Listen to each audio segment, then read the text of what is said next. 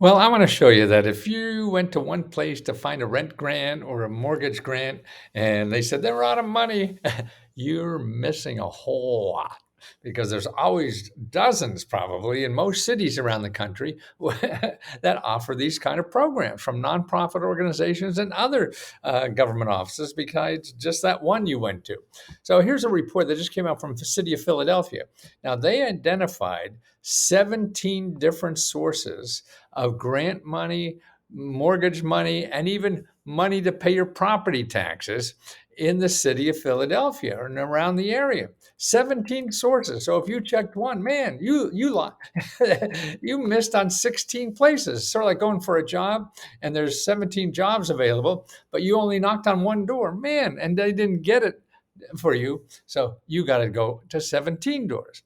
Okay, now here's some of these things in New York. Here, there's an organization called Achievability. They give rental assistance and property taxes to people. Apple Tree Family Center, not sure what that, but they help individuals at risk of becoming homeless or facing a housing crisis. Well, not paying the rent can do that, can it?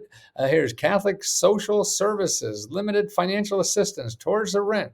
Here's another one for Latinos, financial and support services. Another one for Spanish speaking, Germantown Avenue Crisis Ministry, utility, rent, and mortgage assistance for about a dozen zip codes there. HACE, whatever that is, utility subsidies and rental subsidy. It goes on and on. USA Help. Now that sounds interesting. Is that us? No. National Service Center, rental assistance. Look at all these things. Turning points for children. You have children? This is a probably good place to get rentals. Utility Emergency Services Fund, UESF. Oh, how do you like that? Pay your back rent and utilities. Value Youth House. They have veteran services. Wow. See all that there. Now, how do you find out where you? Well, I like findhelp.org. There's two places, findhelp.org and 211.org. Now, I put for where I live in Maryland and put rental and look at 83 sources. 83 sources, 83 sources, in the area where I live in Maryland. Wow. I mean, now what do you do with those sources? Well, you go down the list, you call. This is your ticket to getting out of financial trouble, not the internet. The internet's certainly good, but until you start talking to people and understand where it is. Now, here it says who's serving, who gets this money? It's adults over 18, families, and low income. Okay, that's a mortgage, rent, and utility assistance from 4C Bible Church. So that's the church giving out, helping people. So they have these things. See, that's right. You have to dig into that. And the way you do that is with your phone. You call up an organization like this, okay, any of them, and you say, hey, do I apply? Am I eligible for some of your programs? And they'll say yes, no, or maybe, okay? So if it's yes or maybe, you apply.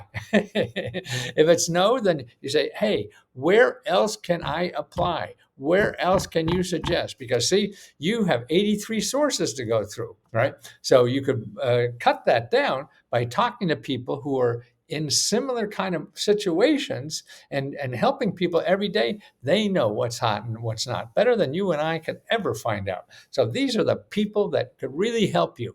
But you have to start talking to them. People like helping people. They don't like helping robots and digits and stuff like that. So call, pour your heart out, and just act like a human being. And people like helping human beings. So call up and ask humanly as possible that you need help. And you just keep calling.